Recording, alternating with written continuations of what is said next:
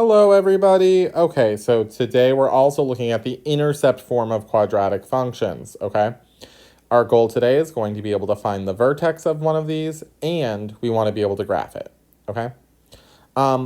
We have two methods to do this. I really recommend method 1 over method 2 just for time's sake. Otherwise, you're going to be spending a lot of time doing extra work that you do not need to do.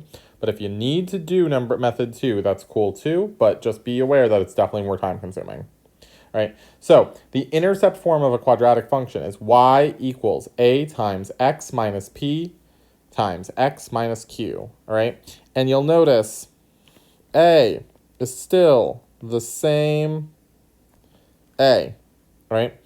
Now, P and Q, don't so much worry about what they're called. Like, I'm never going to ask you what are P and Q, but what I might ask you is about how P and Q, what they represent, okay?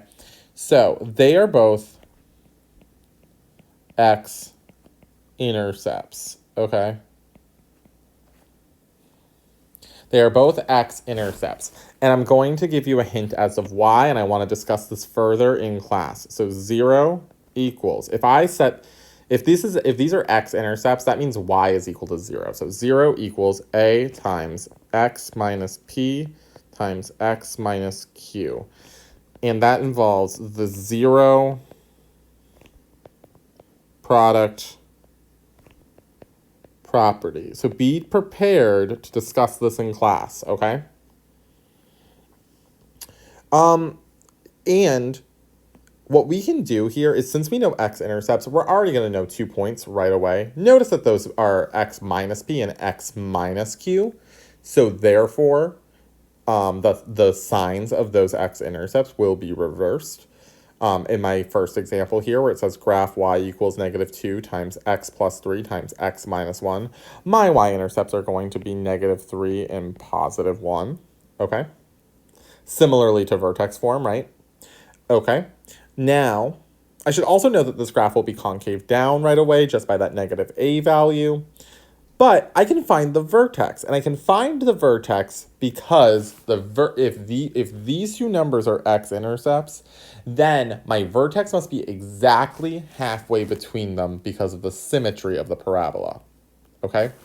So, I'm going to find the midpoint between these two numbers. Now, some of you might look at these two numbers and instantly know what the midpoint is. You might know that it's -1 already. But you might not know that, and that's okay. There's a way to get it. So, x equals p plus q over 2. That's the midpoint formula, right? So, in this case, -3 plus 1 over 2, -2 over 2, -1. So, these numbers, maybe it was super easy to tell, but maybe it wasn't, okay? Now, this is calculating the vertex, which is method 1 right here. I'm going to show you method 2 over there, which is distributing, okay, in a minute. Now I have the x-coordinate. Just like before with standard form, I'm just going to plug it back in, right? Y equals -2 times -1, -1 plus 3 times -1 minus 1. So y equals -2 times 2 times -2. So y equals 8. So my vertex is at -1 comma 8. So in vertex form, just like with standard form, I can do this. Y equals -2 times x plus 1 squared plus 8. So left 1, up 1, 2, 3, 4, 5, 6, 7, 8. There we go.